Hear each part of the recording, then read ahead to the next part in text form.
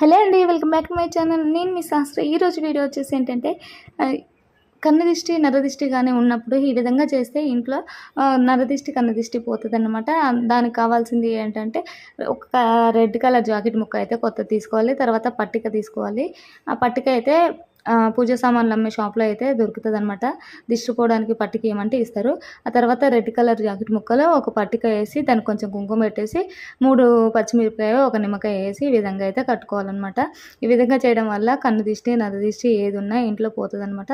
అప్పుడు పోయి మనకైతే ధనం అనేది మిగులుతుంది. కాబట్టి ఈ విధంగా అయితే చేసుకోవాలి. ఈ విధంగా తాడు కట్టుకొని తర్వాత పసుపు కుంకుమ పెట్టేసి మనకు తూర్పు వైపున దర్వాజాకి అయితే కట్టుకోవాలన్నమాట. అప్పుడు దిష్టి అనేది పోయి మనకైతే మంచిగా జరుగుతుందన్నమాట. కాబట్టి వీడియో నచ్చితే లైక్ చేయండి, షేర్ చేయండి, సబ్స్క్రైబ్ చేసుకోండి. ఇది మాత్రం శుక్రవారం రోజున కానీ మంగళవారం రోజున కానీ కట్టుకుంటే చాలా మంచి జరుగుతుంది. ఒకసారి ఇలా చేయండి. బాయ్ ఫ్రెండ్స్, ఉంటాం మళ్ళీ.